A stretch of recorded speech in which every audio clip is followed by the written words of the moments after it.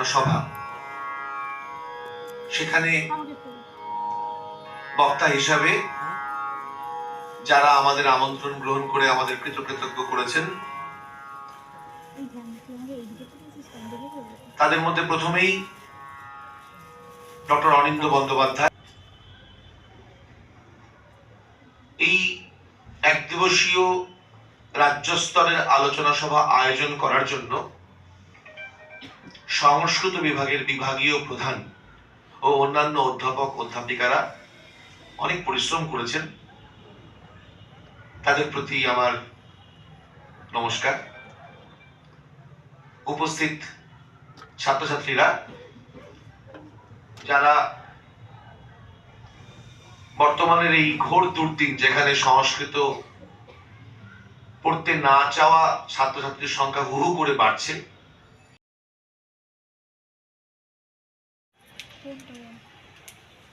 আজকের যে আলোচনার বিষয়,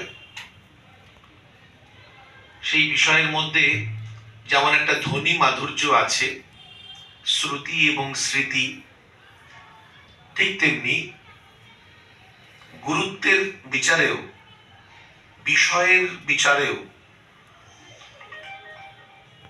এই আলোচনা সভার শিরোনাম সকলের শুধু দৃষ্টি আকর্ষণ করছেই না, একটা আগ্রহ উদ্দীপনার সৃষ্টি করছে। আমরা পৃথিবীর প্রাচীন ভাষাগুলোর দিকে তাকালে, প্রাচীন সাহিত্যের দিকে তাকালে সহজেই বুঝতে পারি যে লিপি বা লেখার টেকনোলজি আবিষ্কৃত হওয়ার বহু পূর্ব থেকেই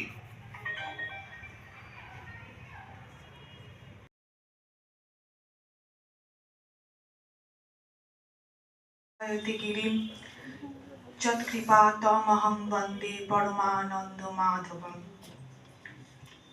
এই আলোচনা চক্রে উপস্থিত সকলকে আমার শ্রদ্ধা। আমি আন্তরিক শ্রদ্ধা ও কৃতজ্ঞতা জানাই এই কলেজের অধ্যক্ষ মহাশয় এবং সংস্কৃত বিভাগের সকল অধ্যাপক ও অধ্যাপিকা বৃন্দকে। আমি বিশেষভাবে কৃতজ্ঞতা জানাই সংস্কৃত বিভাগের বিভাগীয় প্রধান ডক্টর অরিজিৎ গুপ্ত মহাশয়কে, যার আমন্ত্রণে আমি এই আলোচনা চক্রের অংশ হতে পেরেছি। আমরা সকলেই জানি আজকে আমাদের আলোচনার বিষয় হলো ভারতীয় জ্ঞানতত্ত্বের পরিসরে শ্রুতি ও স্মৃতির মর্যাদার তুলনামূলক বিশ্লেষণ। ভারতীয় শাস্ত্রের যেহেতু নির্দিষ্ট সময়ের মধ্যে আমাকে বিষয়টা উপস্থাপন করতে বলা হয়েছে, তাই আমি স্বল্প পরিসরে এই বিষয়টির একটি রূপরেখা দানের চেষ্টা করব। আমার আজকের এই আলোচনার এটা তো টপিক এবং আমার এরও কিছু সাবটপিক আছে, আমি এই সাবটপিক ধরেই কাজ করব বা বলবো আজকে। তো আমার আজকের এই আলোচনার শিরোনাম হলো শ্রুতি থেকে স্মৃতি, ভারতীয় জ্ঞানতত্ত্বে ধারাবাহিকতা, রূপান্তর ও কর্তৃত্ব। From shruti to smriti, continuity, transformation and authority in Indian epistemology. শ্রুতি থেকে স্মৃতি, এই বিষয়টা আলোচনা করতে গেলে প্রথমেই জানতে হবে শ্রুতি কি আর স্মৃতি কি। তো এ বিষয়ে মনুসংহিতার 2য় অধ্যায়ের 10ম শ্লোকে বলা হচ্ছে, শ্রুতিস্তু বেদ বিজ্ঞেয় ধর্মশাস্ত্রস্তু বৈ স্মৃতিহি। তাহলে শ্রুতি বলতে আমরা কি বুঝতে পারছি এখান থেকে? শ্রুতি হচ্ছে বেদ। এবার বেদ কাকে বলবো? আপস্তম্ভের একটি লক্ষণ আছে, সেখানে বলছে মন্ত্র ব্রাহ্মণয়র বেদ নামধেয়ম। তাহলে মন্ত্র, বেদ হলো মন্ত্র এবং ব্রাহ্মণাত্মক, এটা তোমরা প্রত্যেকেই পড়েছো, মন্ত্র ব্রাহ্মণাত্মক হলো বেদ। তাহলে আরণ্যক উপনিষদ, অবশ্যই এই ব্রাহ্মণের মধ্যে যে শুদ্ধ ব্রাহ্মণ, ব্রাহ্মণের আবার আমরা দেখতে পাচ্ছি ব্রাহ্মণের 3টে সাহিত্যিক বিভাগ। সেই 3টে সাহিত্যিক বিভাগ কি? শুদ্ধ ব্রাহ্মণ, আরণ্যক এবং উপনিষদ। তাহলে মন্ত্র, ব্রাহ্মণ, আরণ্যক ও উপনিষদ, একেই আমরা কি বলবো? বেদ। তারপরে বলা হলো ধর্মশাস্ত্রস্থ বই স্মৃতি। স্মৃতি বলতে আমরা কি বুঝবো? মনুসংহিতায় মহর্ষি মনু বলছেন যে স্মৃতি, ধর্মশাস্ত্র বলতে আমরা কি বুঝবো? না স্মৃতি। স্মৃতি বলতে আমরা কি বুঝবো? না ধর্মশাস্ত্রকে বুঝবো। ধর্মশাস্ত্রস্থ বই স্মৃতি। তো এইখানে একটা প্রশ্ন আসছে যে স্মৃতি বলতে শুধু কি আমরা ধর্মশাস্ত্রকে বুঝবো? তার পাশাপাশি, যদিও এইটা খুব ন্যারো সেন্সে বলছে, সংকীর্ণ দৃষ্টিভঙ্গিতে এটা বলা হচ্ছে যে স্মৃতি বলতে ধর্মশাস্ত্র, ধর্মশাস্ত্রস্থ বই স্মৃতি। তাহলে স্মৃতি হচ্ছে ধর্মশাস্ত্র, কিন্তু তার পাশাপাশি যদি আমি বৃহত্তর ক্ষেত্র দেখি, বিবেকানন্দ তার হিস্ট্রি অফ ধর্মশাস্ত্রে বলছেন তার পাশাপাশি আমরা কিন্তু নন বৈদিক যে সমস্ত ওয়ার্ডগুলো রয়েছে, যেমন পাণিনির যে অষ্টাধ্যায়ী, তাকেও কিন্তু আমরা স্মৃতির মধ্যে ধরব। এবং তার পাশাপাশি শ্রৌত, গৃহ্য, ধর্মসূত্রগুলি, পুরাণ, রামায়ণ, মহাভারত এবং স্মৃতিশাস্ত্র বা ধর্মশাস্ত্রের যে 5টি স্টেজ আছে, সূত্র, সংহিতা, টিকা, ভাষ্য, নিবন্ধ, এগুলি কিন্তু সবই স্মৃতির মধ্যে পড়ছে। তাহলে স্মৃতি আমরা দুইভাবে একে ব্যাখ্যা করতে পারি। স্মৃতি বলতে আমরা কি বুঝবো? একটা যদি বৃহত্তর ক্ষেত্র দেখি, তাহলে স্মৃতি বলতে আমরা সেক্ষেত্রে ইতিহাস, আমাদের যে রামায়ণ, মহাভারত, পুরাণ, সাহিত্য, এগুলোকেও কিন্তু আমরা স্মৃতির মধ্যে এগুলো কিন্তু রয়েছে। এরপরে এই শ্লোকেরই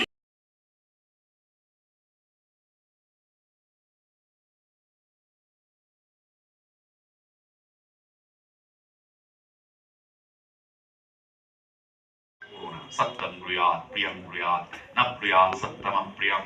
হ্যাঁ, সেরকম। কিন্তু মজার ব্যাপার, এই শাস্ত্র শব্দটা, এইটা একটা আমাদের একটা অদ্ভুত ইতিহাসের সন্ধান দেয়। দেখো, ধর্মর সঙ্গে শাস্ত্র শব্দটা, এই দুটো পাশাপাশি শব্দ যদি দেখো, তাহলে দেখবে প্রথমত হচ্ছে শাস্ত্র শব্দটা উপনিষদের আগে কোথাও নেই, এবং উপনিষদেও কিন্তু শাস্ত্র শব্দটা 2 থেকে 3 বার ইউজ পাওয়া যায়। তুমি আমাকে জিজ্ঞেস করতে পারো, আপনি কি করে জানলেন? বেদ তো অনন্ত, বেদ অনন্ত এবং উপনিষদও তো প্রচুর, আপনি কি সব পড়েছেন? কখনো পড়িনি। কিন্তু এখন রিসার্চ মেটেরিয়াল তৈরি হয়েছে, ডিজিটাল আর্কাইভ তৈরি হয়েছে, কোনো একটা শব্দ দিয়ে যদি তুমি সার্চ করো, শব্দটা কোথায় কতবার আছে সেটা তুমি পেয়ে যাবে। বেদিক কনকনেন্স আছে, সেগুলো থেকে দেখতে পারো। সুতরাং গোটা বৈদিক সাহিত্যে কিন্তু শাস্ত্র শব্দটা নেই। উপনিষদে 2 বার ব্যবহার আছে, এবং সেটাও একদম শাস্ত্র হিসেবে নয়, অনুশাসন অর্থে ব্যবহার আছে, বরং শাস্ত্র শব্দটা নেই। শাস্ত্র শব্দটার প্রথম আমরা ব্যবহার পাই হচ্ছে নিরুক্ততে। নিরুক্ত জানো কি? নিরুক্ত জানো তোমরা কি? আরে হ্যাঁ কি না, তাই জানতে পারো। জানো? জানো না তো? নিরুক্ত হচ্ছে একটা বেদের ডিকশনারি, প্রথম ডিকশনারি। অর্থাৎ বেদের যে শব্দগুলো আছে, সেই শব্দগুলোকে এক জায়গায় চয়ন করে নিয়ে যে গ্রন্থ তৈরি হয়েছে, তার নাম হচ্ছে নিরুক্ত। এই নিরুক্ততে প্রথম শাস্ত্র শব্দটা ব্যবহার হয়েছে, এবং এই শাস্ত্র শব্দটা সেখানে বেদ বলতেই প্রয়োগ করা হয়েছে। নিরুক্তর পর আমরা শাস্ত্র শব্দের প্রয়োগ দেখি কয়েকটা শিক্ষা গ্রন্থে। তোমরা জানো শিক্ষা গ্রন্থ কি? জানো না তো? শিক্ষা গ্রন্থ হচ্ছে, বেদ তো আগে শুনে শুনে মনে রাখতো, তাই জন্য বেদ যাতে হারিয়ে না যায়, আমি সোজা কথায় বলছি, অনেক রকম অর্থ আছে, বেদ যাতে হারিয়ে না যায়, তাই জন্য বেদকে পড়বার কিছু রীতি ছিল, কিছু সুর ছিল, কিছু শব্দ ছিল, শব্দটা কি করে উচ্চারণ করবে, সেইগুলো পদ্ধতি বলতে পারো। বেদকে রক্ষা করবার জন্য যে গ্রন্থগুলো তৈরি হয়েছিল সেগুলো হচ্ছে বেদাঙ্গ।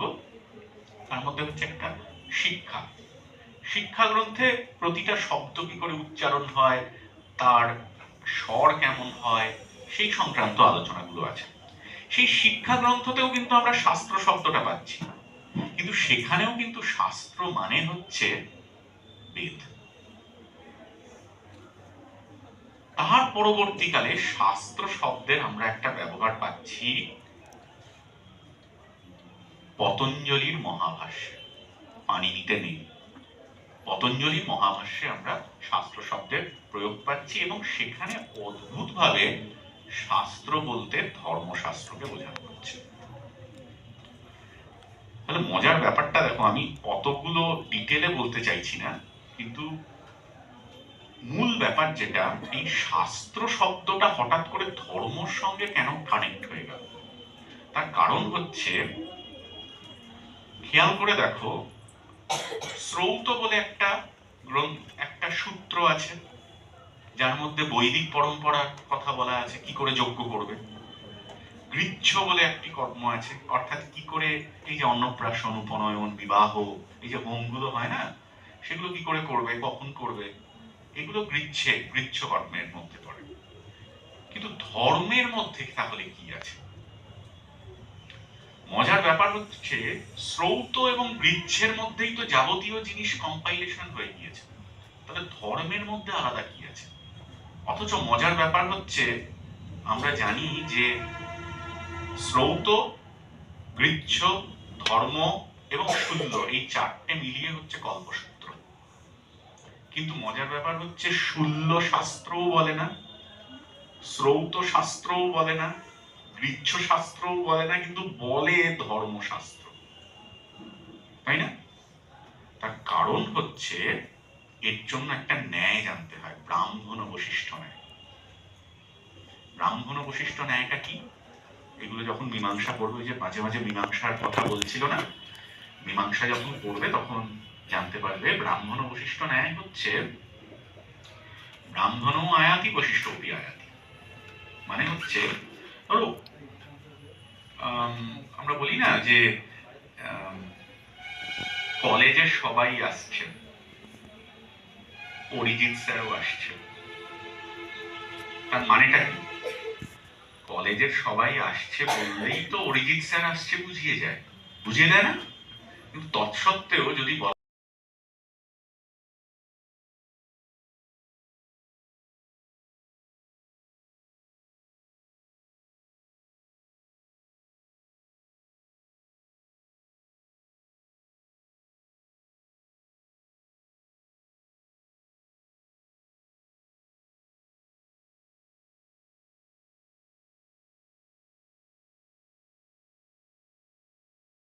ভাবনা নেই, সুতরাং মাথা খালি করে সিনেমা দেখার মতন করে, গপ্প মিরের ঠেক শোনবার মতন করে আমার কথাগুলো শোনবার চেষ্টা করো, না শুনলেও ক্ষতি নেই।